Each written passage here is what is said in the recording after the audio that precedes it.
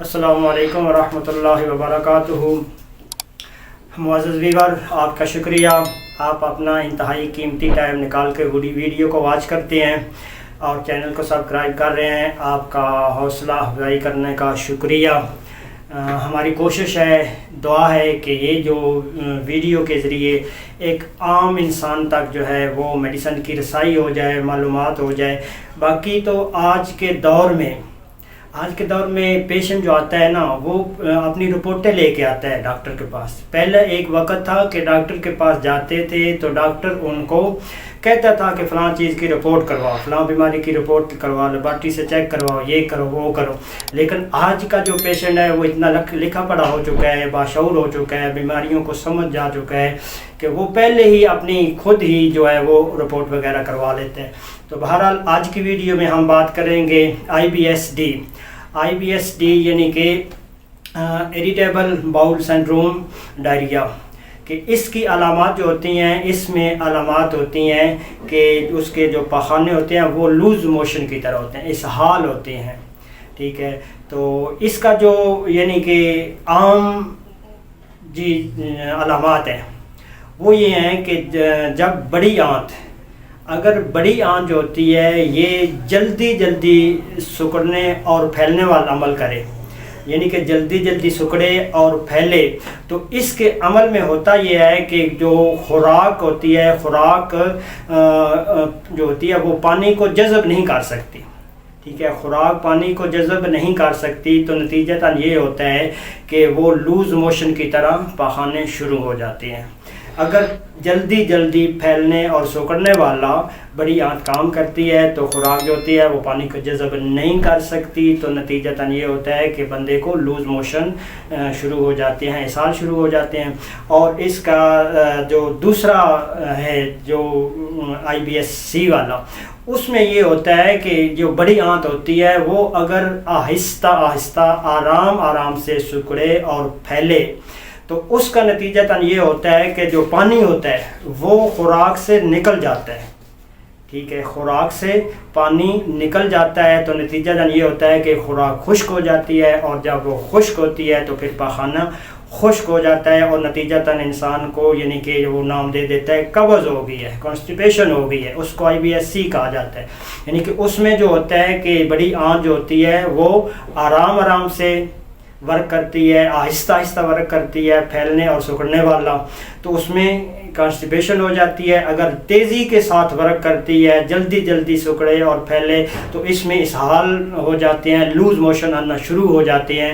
تو ان کی علامت زیادہ تر اس لیے کہ بوڑھے لوگ جو ہوتے ہیں ان کو قبض کا زیادہ مسئلہ آ جاتا ہے، جب ان کی یعنی کہ قدرتی طور پہ جو انسانی نظام ہے وہ تھوڑا سا سلو ہو جاتا ہے، سلو ہونے کی وجہ سے ان کو قبض کا زیادہ ایشو بن جاتا ہے۔ یہ ہوتا ہے یعنی کہ اس میں اصولی طور پہ جو اریٹیبل باؤل سنڈروم جو ہوتا ہے، اریٹیبل چڑچڑا، ٹھیک ہے، باؤل ہوتا ہے آنت کو کہتے ہیں، سنڈروم ہوتا ہے گروپ آف سمٹم، ٹھیک ہے۔ یہ ایک سمٹم اس میں جو ہے آئی بی ایس ڈی میں سمٹم یہ ہے کہ بندے کو لوز موشن ہو جاتے ہیں، اسہال شروع ہو جاتا ہے، پیٹ میں مروڑ پڑتا ہے، درد ہوتا ہے، پیٹ ایک پھول جاتا ہے، غبارے کی شکل ہوتا ہے، گیس سے بھرا رہتا ہے، اور بار پاخانے کی حاجت ہوتی ہے۔ انسان 5 سے 7 بار 10 بار تک بھی ایون کہ وہ ایک دن میں واش روم جاتا ہے، اور وہ یعنی کہ جب اس کی ہوا خارج ہونے لگتی ہے تو اس پیشنٹ کو یعنی کہ اس چیز کی نہیں پتہ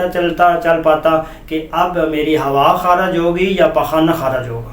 یہ اس کے اندر خوف سا ایک بنا رہتا ہے، وہ ہوا بھی خارج نہیں کرتا۔ جب ہوا خارج نہیں کرتا اس خوف کی وجہ سے، ڈر کی وجہ سے کہ کہیں ساتھ پخانہ خارج نہ ہو جائے، تو پھر نتیجہ یہ نکلتا ہے کہ اس کے پیٹ میں بہت زیادہ گیسز جمع ہو جاتی ہیں۔ جب وہ بہت زیادہ گیسز بنتی ہیں، جمع ہو جاتی ہیں، پیٹ پھول جاتا ہے، اور پھر درد کا جو ہے وہ سامنا کرنا پڑتا ہے۔ ناف ایریا میں، ناف کے نیچے جو ہوتا ہے وہ درد کا پیشنٹ کو سامنا کرنا پڑتا ہے، اور اس کو ریلیف اس حالت میں ملتا ہے کہ جو ہی وہ واش روم کرتا ہے، واش روم سے فارغ ہوتا ہے، تو پھر اس کو جو ہے وہ پیٹ کے درد میں ریلیف ملتا ہے، گیس اور ہوا میں ریلیف ملتا ہے، ان دونوں چیزوں میں ان کو ریلیف ملتا ہے، ایک سکون سا فیل ہوتا ہے۔ اگر وہ یعنی کہ واش روم نہیں کرتا تو پھر یعنی کہ اس کو یعنی کہ اس چیز کا درد کا سامنا کرنا پڑ سکتا ہے۔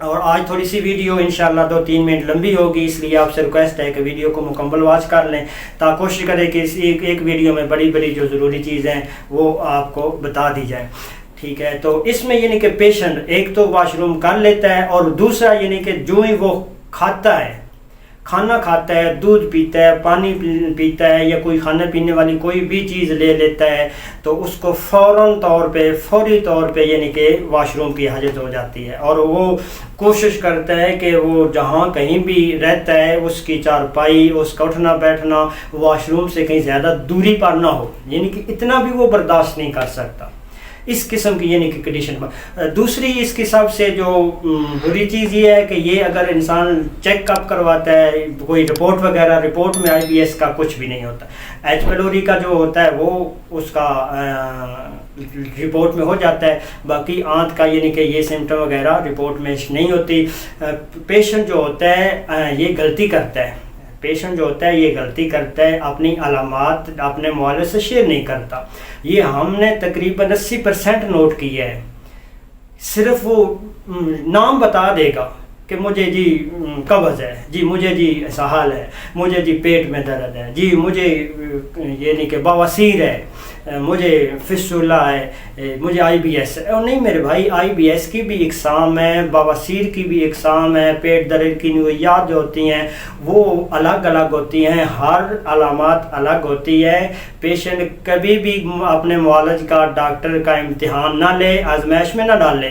اگر وہ ایسا کرے گا تو اپنا نقصان کرے گا، ڈاکٹر کا یا معالج کا کوئی نقصان نہیں ہوتا، وہ پیشنٹ اپنا نقصان کر رہا ہوتا ہے۔ پیشنٹ کو چاہیے اپنی زبان سے خود بول کے ڈاکٹر کو اپنی ہر علامات، کھانے والی بھی بتائے، پینے والی بھی بتائے، اٹھنا بیٹھنا بتائے، سونا جاگنا بتائے، جو لیتا ہے جو نہیں لیتا وہ بھی بتائے، اور خاص کر ان چیزوں کو تلاش کرے جن چیزوں کی وجہ سے تکلیف میں اضافہ ہوتا ہے، اور پیشنٹ کو اس چیز کا بھی پتہ ہوتا ہے کہ میں یہ چیز کھاتا ہوں تو مجھے اضافہ ہوتا ہے۔ اگر نہیں پتہ تو اس کو چاہیے کہ وہ اس اپنی تکلیف کو خوراک کے ذریعے دیکھے کہ میں نے فلاں چیز چاول کھائے تھے، مجھے تکلیف میں اضافہ ہوا تھا، میں نے اسپیسیفائی کھانا کھایا، کوئی تیز مرچ مسالہ جات والا کھایا، میری تکلیف میں اضافہ ہوا، دودھ پیا اضافہ ہوا، دہی کھائی اضافہ ہوا، نہیں ہوا۔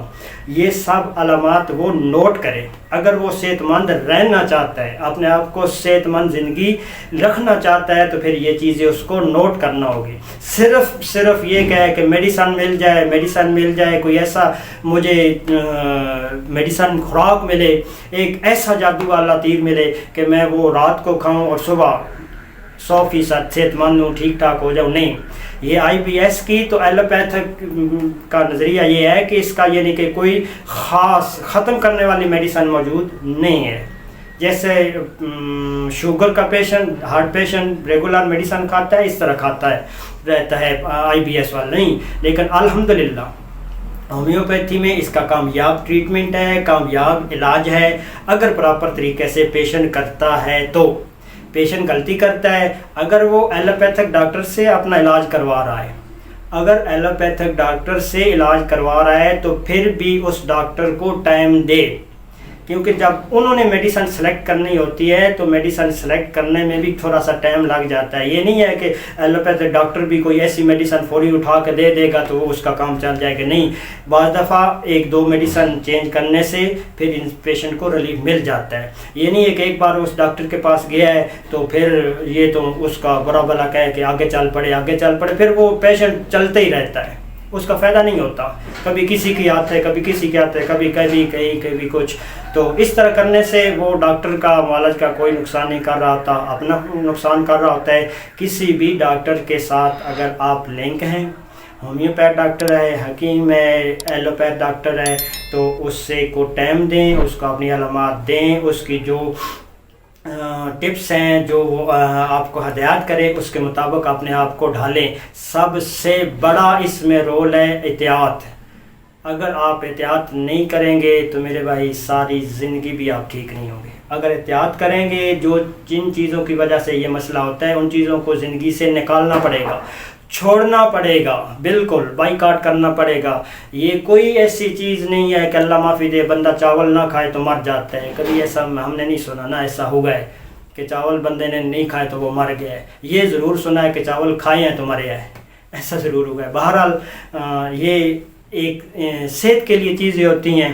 میں اپنے لیے کروں گا تو مجھے فائدہ ہوگا، آپ کریں گے تو آپ کو فائدہ ہوگا. یہ کسی کی کوئی زبردستی نہیں ہوتی. ہر انسان اپنی مرضی کا مالک ہوتا ہے، وہ خود اپنی فیصلے خود کر سکتا ہے، جو اس کو اچھا لگتا ہے وہ کرتا ہے. لیکن ایک جاننے والے بندے کا یہی ہوتا ہے کہ وہ اس کو بتا دے، آگاہ کر دے. ٹھیک ہے، تو یہ علامات ہوتی ہیں اس میں، یعنی کہ اسہال شروع ہو جاتے ہیں، لوز موشن آتے ہیں، بار بار واش روم کی حاجت ہوتی ہے. تو اس میں جو ہومیوپیتھی کی ٹریٹمنٹ ہے، اب بات کرتے ہیں ٹریٹمنٹ پر. اس کے اوپر اور بھی بات ہو سکتی ہے، لیکن یہ ہے کہ ٹائم کے مد نظر جو ہے وہ چیزیں اگنور کرنا پڑ رہی ہیں. صرف آپ کو بتاتے ہیں کہ اس کی جو میڈیسن ہے، میڈیسن میرکار انتہائی افیکٹو میڈیسن ہے، بالکل افیکٹو میڈیسن ہے. صبح دوپہر شام 3 قطرے پانی میں ڈال کے لیں، ڈائریکٹ زبان پر ڈال کے لیں، انشاءاللہ آپ کو فائدہ ہوگا. اگر اس کے ساتھ فائدہ نہیں ہوتا تو پھر اس سے پہلے آپ تھوجا 30 کی لگا لیں. تھوجا 30 بھی ہے وہ آپ استعمال کریں، ایلوز کا استعمال کریں، اور لائکوپوڈیم اور کاربووچ، یہ 2 میڈیسن انتہائی مفید ہیں. آپ ان دونوں کا کمبینیشن بھی کر سکتے ہیں، مکس کر کے ملا سکتے ہیں. ہوا گیسری کے لیے انتہائی مفید ہے. آنتوں کے لیے یہ جو لائکوپوڈیم ہے بہت ہی مؤثر دوا ہے مانی جاتی ہے. ٹھیک ہے، تو لائکوپوڈیم کا اور کاربووچ کا مکس بھی کر لیں، یا آپ اس کو الگ الگ بھی استعمال کر لیں. لائکو کو صبح استعمال کریں اور کاربووچ کو رات سونے سے پہلے استعمال کر لیں. 200 کی پوٹنسی میں استعمال کریں. یہ انتہائی جو ہیں وہ افیکٹو میڈیسن. اور بھی کالوسینت بھی ہیں، کافی میڈیسن ہے، نکسومیکا بھی ہے.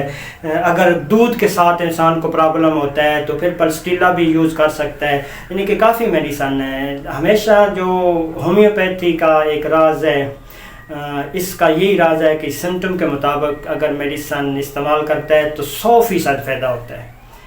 یہ کبھی نہ بھولیں کہ ہومیوپیتھی سے فائدہ نہیں ہوتا، فائدہ 100% ہوتا ہے اگر بندے کی میڈیسن سلیکشن ٹھیک ہے.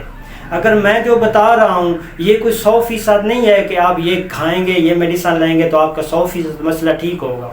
لیکن جو علامات دی ہیں، اگر گیس ہوا کا مسئلہ ہے تو لائکوپوڈیم بھی استعمال کر سکتے ہیں. اسہال اور موشن کا مسئلہ ہے تو میرکار بھی استعمال کر سکتے ہیں. ایلوز 30 انتہائی مفید میڈیسن ہے.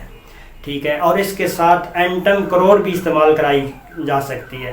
کچھ ہوتے ہیں پیشنٹ کو زیادہ ہوتا ہے، کچھ کو نارمل ہوتا ہے. تیسری پوزیشن ایک پیشنٹ کی یہ بنتی ہے کہ کبھی اس کو موشن لگ جاتے ہیں، کبھی اس کو سخت پخانہ ہو جاتا ہے، یعنی کہ کبھی قبض ہو جاتی ہے، کبھی لوز موشن ہو جاتا ہے. تو اس علامات پر اینٹم کرور انتہائی مفید میڈیسن ہے، وہ فائدہ دیتی ہے.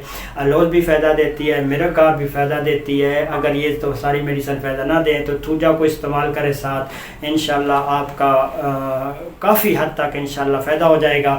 لیکن مزید اگر فائدہ نہ ہو رہا ہو، یعنی کہ نارمل فائدہ ہو رہا ہو، تو پھر اپنے قریبی ڈاکٹر سے جو آپ کے قریب ہے اس سے مشورہ کریں، اس سے ملیں، اس کو اپنی علامات بتائیں، میڈیسن کا بتائیں کہ یہ میں نے استعمال کی ہیں، فائدہ ہوا ہے، کم ہوا ہے، زیادہ ہوا ہے، ریگولر ہوا ہے، جو بھی فائدہ ہوا ہے وہ ان سے ڈسکس کریں. انشاءاللہ آپ کا مسئلہ حل ہو جائے گا. اگر مجھ سے رابطہ کرنا چاہتے ہیں تو میں بار بار یہ ریکویسٹ کرتا ہوں کہ واٹس ایپ پر میسج کریں، وائس میسج کریں، ٹیکسٹ میسج کریں. کالیں کرتے ہیں، بے ٹائم کالیں کرتے ہیں تو ہمیں بھی شرمندگی ہوتی ہے کال نہ اٹینڈ کرنے سے. تو لہٰذا آپ واٹس ایپ نمبر ہے اس کے اوپر اپنا جو مسئلہ ہے وہ آپ شیئر کر دیں، وائس میسج چھوڑ دیں. ہم انشاءاللہ آپ کو فوری طور پہ رپلائی کریں گے. آپ کی محبتوں کا شکریہ، آپ کے تعاون کا شکریہ. دعا ہے اللہ رب العالمین ہم سب کے لیے آسانیاں پیدا کرے اور ہم سب کو آسانیاں پیدا کرنے کی توفیق عطا فرمائے اور صحت و کاملہ والی زندگی عطا فرمائے. والسلام علیکم ورحمۃ اللہ وبرکاتہ.